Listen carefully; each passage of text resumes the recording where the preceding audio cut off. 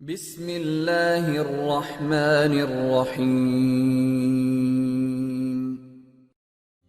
जी अस्सलाम वालेकुम students. Lecture number है 4। इसमें हम डिस्कस करेंगे about applications of electrostatics and electric flux.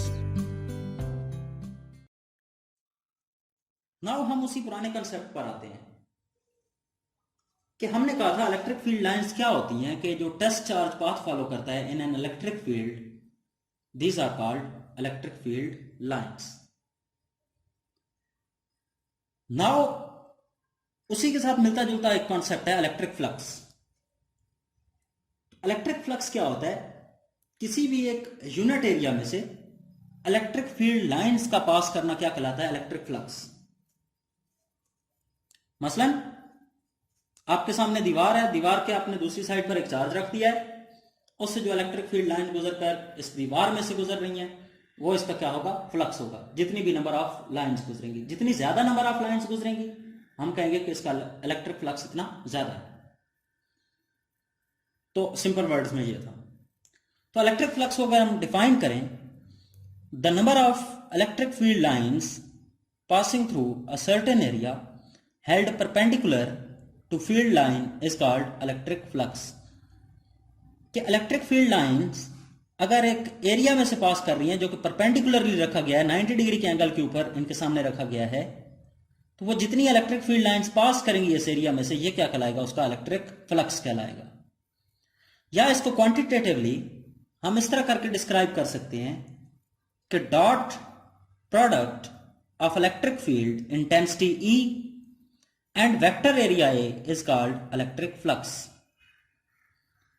के इलेक्ट्रिक फील्ड इंटेंसिटी E और वेक्टर एरिया A, इन दोनों का डॉट प्रोडक्ट क्या कहलाता है? इलेक्ट्रिक फ्लक्स कहलाता है। इलेक्ट्रिक फ्लक्स को इसको हम फाई भी बोलते होते हैं, फी भी बोलते होते हैं। तो फी E से डिनोट करेंगे and it's a scalar quantity. तो आपको पता है कि फर्स्ट ईयर में भी आपने देखा था कि जो दो वेक्टर का जब हम डॉट प्रोडक्ट लेते हैं तो हमें आंसर में क्या देता है? एक स्केलर आंसर में देता है। तो इसलिए डॉट प्रोडक्ट को हम स्केलर प्रोडक्ट भी बोलते होते हैं। नाउ फर्दर इसकी मैथमेटिकल फॉर्म लिखने से पहले, ऑल्दो कि हमें मैथमेटिकल फॉर्म यहां से पता चल गई है कि डॉट प्रोडक्ट होगा E और A का, और फाई से रिप्रेजेंट करते हैं इसको इलेक्ट्रिक फ्लक्स को, तो फी E इज इक्वल टू होगा E डॉट A। लेकिन मैथमेटिकल फॉर्म डिस्कस करने से पहले, क्योंकि हमने दो चीजें यहां पर यूज की हैं, electric intensity E and vector area A, तो इलेक्ट्रिक फील्ड इंटेंसिटी तो हम डिस्क्राइब करके आ गए हैं, उसका कॉन्सेप्ट हमें पता है। लेकिन ये वेक्टर एरिया A क्या है? तो वेक्टर एरिया का जो एरिया होता है वो उसी सरफेस एरिया के ही बराबर होता है। मसलन आपके पास एक दीवार है, आपने उसका एरिया निकालना है, आप क्या कहेंगे? Width multiply by height, this is area of this wall. लेकिन उसी के साथ अगर मैं इस एरिया की डायरेक्शन लगा दूं तो ये क्या बन जाएगा? Vector area. और इस वेक्टर एरिया की डायरेक्शन क्या होती है? तो अगर मैं इसी दीवार के ऊपर एक आउटवर्ड नॉर्मल ड्रा कर दूं तो वो इसका क्या बन जाएगा? वो इस वेक्टर एरिया की क्या बन जाएगी? डायरेक्शन बन जाएगी, और ये वेक्टर एरिया बन जाएगा। सो इसको मैं डिफाइन कर लेता हूं। Vector area is an area whose magnitude is equal to the surface area but its direction is normal to the surface area. Vector area is equal to होगा magnitude of area multiply by direction, क्योंकि हमें vector में दो चीजों की जरूरत होती है, मैग्नीट्यूड की और डायरेक्शन की। तो ये मैंने सरफेस ली है, तो इसका एरिया मैं कैसे कैलकुलेट करूंगा? तो लेंथ मल्टीप्लाई बाय विड्थ, तो ये मेरे पास एरिया आ जाएगा। लेकिन साथ ही मैं इसकी अगर डायरेक्शन लगा दूंगा तो ये क्या बन जाएगा? Vector area. और डायरेक्शन क्या होगी कि आउटवर्ड मैं एक नॉर्मल ड्रा करूंगा, परपेंडिकुलर ड्रा करूंगा, 90 डिग्री के एंगल के ऊपर एक लाइन बाहर की जान में निकालूंगा। ठीक है, तो ये क्या बन जाएगा? वेक्टर एरिया बन जाएगा। नाउ अब हम इसकी इलेक्ट्रिक फ्लक्स की मैथमेटिकल फॉर्म डिस्कस कर लेते हैं। तो मैथमेटिकली क्या बनेगा, जैसा कि हमने डिस्कस पहले थोड़ा सा कर भी लिया है कि मैथमेटिकली क्या बनेगा? Electric flux is equal to dot product of electric field intensity E and vector area A. So phi E is equal to E dot A। और जो ही डॉट को हम खत्म करेंगे तो फर्स्ट वेक्टर का मैग्नीट्यूड आएगा और सेकंड वेक्टर का मैग्नीट्यूड आएगा इन the direction of first vector. या क्योंकि हमने ये सारी की सारी लॉजिक फर्स्ट ईयर में पढ़ ली हुई है, अगर मैं इसको सिंपल वर्ड्स में बोलूं तो डॉट को खत्म करके आप कॉज ऑफ थीटा लगाओगे, और वहां पर क्रॉस को हमने खत्म करके क्या लगाया था, साइन ऑफ थीटा। क्योंकि वहां पर हम एक वेक्टर का मैग्नीट्यूड लेते थे क्रॉस प्रोडक्ट में, दूसरे वेक्टर का magnitude perpendicular to first vector लेते थे, और यहां पर in the direction of first vector. So उसका कॉस कंपोनेंट आ जाएगा। सो डॉट को खत्म करके इन सिंपल वर्ड्स हमने कॉस थीटा लगा दिया। So phi E is equal to E A cos of theta. Phi E यहां पर क्या है, ये है इलेक्ट्रिक फ्लक्स। इलेक्ट्रिक फ्लक्स को हमने रिप्रेजेंट किया हुआ है फी ई से। ई का मतलब इलेक्ट्रिक, क्योंकि आगे हम मैग्नेटिक फ्लक्स पढ़ेंगे तो उसके साथ मैं बी लगाऊंगा, तो इसलिए डिफरेंशिएट करने के लिए हमने यहीं पर ई लगा दिया। तो इलेक्ट्रिक फ्लक्स, ई क्या है, इलेक्ट्रिक फील्ड इंटेंसिटी, ए क्या है, वेक्टर एरिया, और थीटा क्या है, ई और ए के दरमियान बनने वाला एंगल। अब ये इलेक्ट्रिक फ्लक्स किस किस चीज पर डिपेंड करता है? इलेक्ट्रिक फ्लक्स डिपेंड करता है कि कितनी लाइंस पास कर रही हैं एक एरिया में से। जितनी ज्यादा लाइंस पास करेंगी इलेक्ट्रिक फ्लक्स उतना ज्यादा होगा। Area of the surface, surface का एरिया जितना ज्यादा होगा उतनी ज्यादा उसमें से लाइंस पास कर सकेंगी, तो इलेक्ट्रिक फ्लक्स इस पर भी डिपेंड करेगा। Third point, very important point,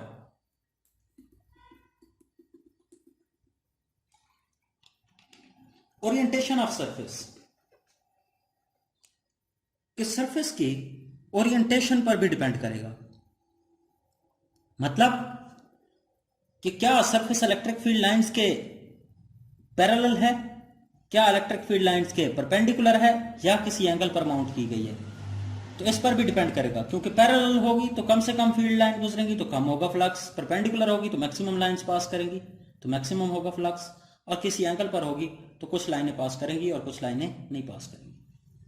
सो इसके कुछ स्पेशल केसेस डिस्कस कर लेते हैं। केस नंबर 1 है when electric flux is maximum. कब होगा electric flux maximum? Electric flux is maximum when surface is held perpendicular to field lines. जब सरफेस को हम क्या रखेंगे, फील्ड लाइंस के परपेंडिकुलर रखेंगे। मसलन ये आपके पास फील्ड लाइंस गुजर रही हैं, इलेक्ट्रिक फील्ड लाइंस या लाइंस ऑफ फोर्स भी इसको बोलते होते हैं।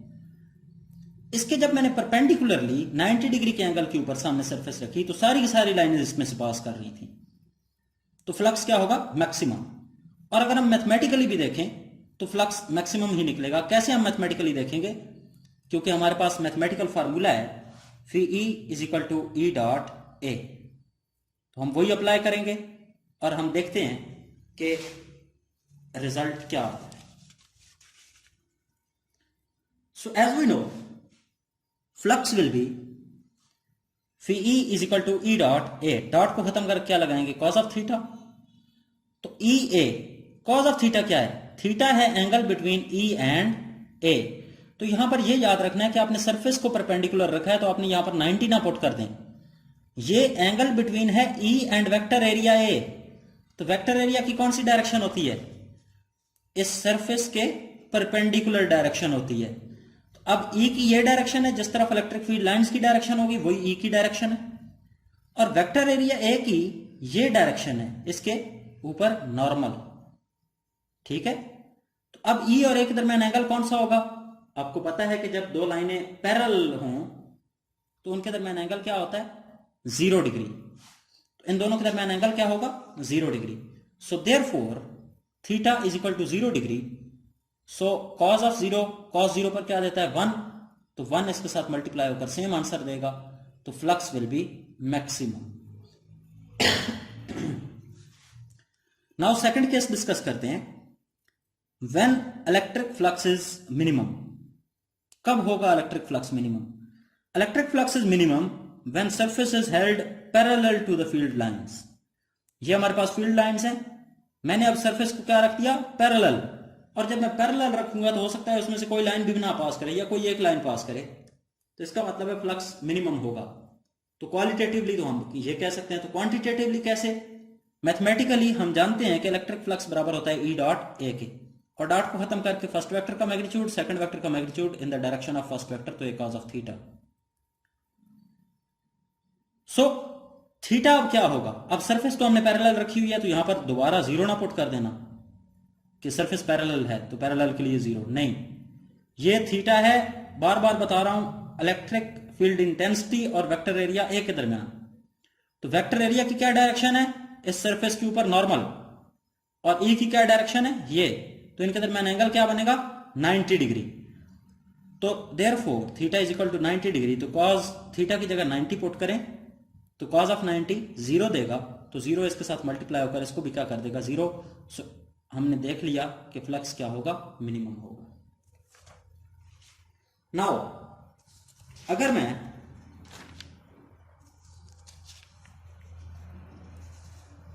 केस नंबर 3 कि अगर यही सरफेस मैं इंक्लाइंड कर दूं एक एंगल पर, मतलब ना अब ये पैरेलल है और ना ही परपेंडिकुलर है, बल्कि मैंने एक एंगल पर इसको माउंट कर दिया, तो फिर इलेक्ट्रिक फ्लक्स क्या होगा। तो अगर मैंने एक एंगल पर माउंट किया है, मतलब वो एंगल क्या होना चाहिए, एंगल बड़ा होना चाहिए जीरो से और लेस देन होना चाहिए 90 डिग्री से। ये वाला एंगल कितना होना चाहिए, क्योंकि जीरो के लिए भी हमने देख लिया, 90 के लिए भी देख लिया। तो अगर मैंने एक सरफेस को एक एंगल के ऊपर माउंट कर लिया, थीटा एंगल के ऊपर,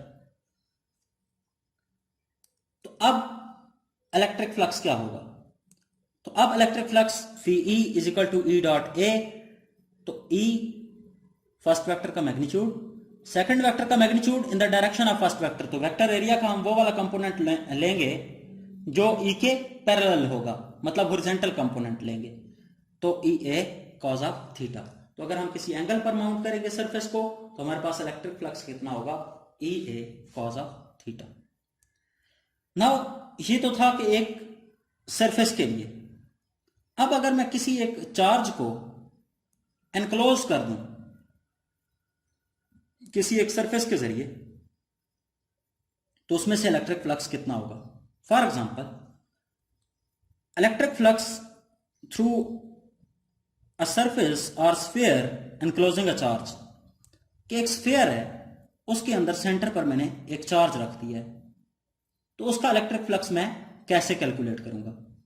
अब ये जो स्फीयर है, ये आप देख रहे हैं यहां पर 2 डायमेंशनल बना हुआ है, ये सर्कल बना हुआ है, लेकिन इसकी ये वाली सरफेस भी उभरी हुई है और नीचे भी, जैसे आपके पास एक फुटबॉल होती है, तो फुटबॉल के अंदर आपने एक चार्ज प्लेस कर दिया है। अब उस चार्ज की वजह से उस चार्ज के इर्द गिर्द कोई ना कोई इलेक्ट्रिक फील्ड होगा, मतलब उसकी कुछ ना कुछ इलेक्ट्रिक फील्ड लाइंस होंगी जो कि इस फुटबॉल में से बाहर निकलेंगी। तो जितनी लाइंस उस फुटबॉल में से बाहर निकलेंगी वो उसका क्या कहलाएगा, इलेक्ट्रिक फ्लक्स कहलाएगा। नाउ ये आपके पास है स्फीयर, इसके अंदर आपने सेंटर के ऊपर चार्ज रख दिया। अब आपने इसका टोटल फ्लक्स कैलकुलेट करना है, और कैसे आप इसका टोटल फ्लक्स कैलकुलेट करोगे, क्योंकि अब आपके पास ये है कर्व सरफेस। आपने किसके लिए ये फार्मूला अप्लाई किया, जिसके लिए आपको मैक्सिमम रिजल्ट मिला, फ्लैट सरफेसेस के लिए। तो फ्लैट सरफेसेस के लिए आपने ये फार्मूला यूज किया, phi E is equal to E dot A. तो इसका मतलब ये है कि अगर मैंने ये वाला फार्मूला यूज करना है, phi E is equal to E dot A, तो मैं क्या करूंगा, मैं कोई ऐसा तरीका लगाऊंगा कि ये जो सरफेस है, ये जो हमारे पास कर्व सरफेस है, ये एक फ्लैट सरफेस में कन्वर्ट हो जाए। तो ये मैं कैसे कर सकता हूं, अगर मैं इसी सरफेस को n स्मॉल एरियाज में डिवाइड कर दूं, n स्मॉल पैचेस में डिवाइड कर दूं, तो यही जो सरफेस है ये मेरे पास छोटी छोटी फ्लैट सरफेसेस में कन्वर्ट हो जाएगी, लाइक दिस। अगर आपके पास ये एक लाइन है, ये एक लाइन है, आपको ये कर्व नजर आ रही है, लेकिन अगर मैं इसको छोटे छोटे पीसेस में कन्वर्ट कर दूं ये, और इसमें से आपको एक पीस उठा कर दूं, तो क्या आप कह सकते हैं कि ये सरफेस कर्व है? नहीं, क्योंकि अब आपको ये फ्लैट नजर आ रही है। या इसकी एक और एग्जांपल देता हूं, आसान सी एग्जांपल, कि जमीन कर्व है, लेकिन क्योंकि आप इसके एक स्मॉल पैच को देख सकते हैं, तो आपके लिए ये क्या है, फ्लैट है, ठीक है। और ये पैचेस क्या हैं? अगर मैं सरफेस को स्मॉल पैचेस में यहाँ से एक और पैच में कन्वर्ट कर लिया, यहाँ पर एक और पैच लगा दिया, यहाँ पर एक और पैच, सारे पैचेस में कन्वर्ट कर लिया। जैसे फुटबॉल के ऊपर स्मॉल पैचेस बने हुए होते हैं, वो बड़े बने हुए होते हैं, वहां पर कर्व सरफेस फिर भी रह रही होती है, लेकिन मैंने इनको इतने छोटे स्मॉल पैचेस में कन्वर्ट करना है कि मुझे हर एक पैच बिल्कुल स्ट्रेट सरफेस नजर आए। ठीक है, तो हर सरफेस का जो वेक्टर एरिया होगा वो किस तरफ पॉइंट करेगा? आउटवर्ड। और हर सरफेस में से जो इलेक्ट्रिक फील्ड लाइंस पॉइंट करेगी वो भी आउटवर्ड, रेडियली आउटवर्ड पॉइंट करेगी। तो मतलब दोनों क्या होंगे? पैरेलल होंगे। तो ई और ए वेक्टर एरिया ए के दरमियान एंगल क्या होगा? 0 डिग्री। तो ये दोबारा मुझे एक्सप्लेन करना पड़ना था, तो मैंने यहीं पर एक्सप्लेन कर दिया। तो इसी तरह के n स्मॉल पैचेस और हैं, तो मैं सरफेस को डिवाइड कर लेता हूं n पैचेस के अंदर, और हर एक का एरिया कितना होता है हर एलिमेंट का? Delta A1, delta A2, delta A3, so and so on, delta AN, जिसमें से मैंने एक का एरिया लिखा है डेल्टा A, और उसमें से E इलेक्ट्रिक फील्ड लाइन पास कर रही है। So electric field intensity through each patch is E1, E2, E3, so and so on, En. So हर एक पैच में से जो इलेक्ट्रिक फील्ड इंटेंसिटी होगी वो कितनी होगी? एक पैच में से E1 होगी, दूसरे में से E2, so and so.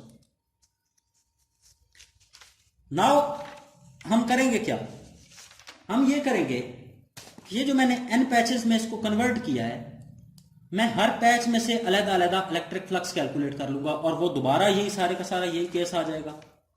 ये जो मैंने परपेंडिकुलर रखा हुआ था सरफेस को, ई भी उसी डायरेक्शन में होगा, ए भी उसी डायरेक्शन में होगा, तो हर एक पैच का मैं अलग अलग फ्लक्स कैलकुलेट कर लेता हूं। सो पहले पैच के लिए जो इलेक्ट्रिक फ्लक्स होगा वो कितना होगा? V1 = E1 dot delta A1। तो ये पहले पैच में से इलेक्ट्रिक फ्लक्स निकल रहा होगा, मतलब E1 उसकी जो इलेक्ट्रिक फील्ड इंटेंसिटी होगी उस पैच में से, डॉट डेल्टा A1 जो उसका वेक्टर एरिया होगा। पैच 2 में से V2 = E2 dot A2, delta A2। ठीक है, सो and so on. Last patch का जो आपके पास इलेक्ट्रिक फ्लक्स होगा वो ये होगा। सो टोटल फ्लक्स कितना होगा? टोटल फ्लक्स, क्योंकि एक एक पैच में से मैंने फ्लक्स कैलकुलेट कर लिया है, अब टोटल फ्लक्स कितना होगा? अगर मैं पहले पैच में से फ्लक्स प्लस दूसरे पैच में से फ्लक्स, तीसरे में से, चौथे में से, सबका टोटल कर लूंगा तो मेरे पास टोटल फ्लक्स आ जाएगा through that close surface. So total flux will be equal to flux of first patch, second patch, third patch, so and so on, last patch.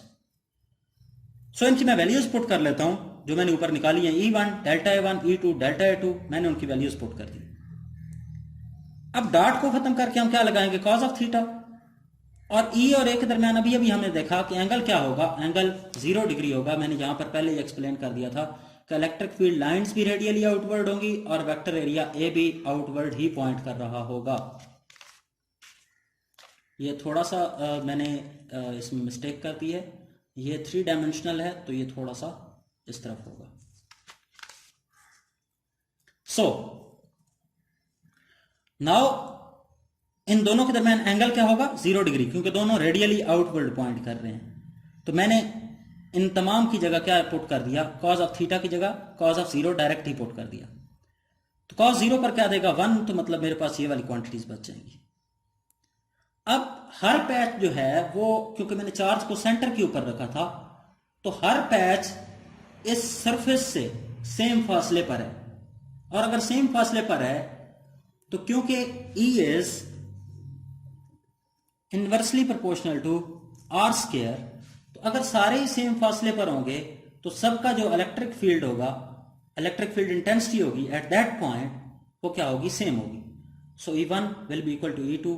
Her patch की जो इलेक्ट्रिक फील्ड इंटेंसिटी होगी वो क्या रहेगी? Same रहेगी, और इसको मैं E से रिप्रेजेंट कर देता हूं। तो E1 की जगह भी E लिख दूंगा, E2 की जगह भी E लिख दूंगा, E3 की जगह भी E लिख दूंगा, En की जगह भी E लिख दूंगा। तो मैंने लिख दिया। अब E इन सब में कॉमन है, कॉमन निकाल ले, कॉमन निकाल लिया। अंदर क्या बच गया? Delta A1, delta A2, delta A3, delta A4, so and so on, delta AN। So E को मैंने बाहर लिख लिया, और अंदर क्या बच गया? ये। और ये क्या है? ये हर पैच का एरिया है, और अगर हर पैच के एरिया को मैं ऐड करूंगा तो टोटल एरिया आ जाएगा उस स्फीयर का। तो टोटल एरिया क्या आ जाएगा? उस स्फीयर का। सो surface area of sphere. So total electric flux through that closed surface is equal to E into surface area of the sphere. इसको मैंने इक्वेशन नंबर 1 कह दिया. Now हमें पता है कि अगर मैंने स्फीयर के अंदर कोई और मीडियम नहीं यूज किया बल्कि फ्री स्पेस यूज किए तो E will be equal to 1/4 pi epsilon naught q divided by r square. So surface area of the sphere कितना होता है 4 pi r square. मैंने ये इक्वेशन 1 में दोनों पुट कर रही है तो 1 ओवर ये आ जाएगा इलेक्ट्रिक फील्ड की जगह 1/4 pi epsilon not q over r square multiply by surface area of the sphere 4 pi r square. 4 पाई से कट जाएगा, r स्क्वायर से कट जाएगा. तो हमारे पास क्या बचा? Total flux through this close surface is equal to q over epsilon naught. मतलब total flux through that close surface is equal to 1 over epsilon not times to the total charge. ये अभी हम कल वाले लेक्चर में देखेंगे Gauss's law को. इसी पॉइंट से स्टार्ट करेंगे.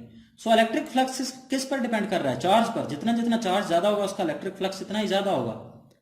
और मीडियम पर डिपेंड कर रहा है कि परमिटिविटी जितनी जितनी आपकी इंक्रीज करती जाएगी उतना उतना इलेक्ट्रिक फ्लक्स क्या होना शुरू हो जाएगा?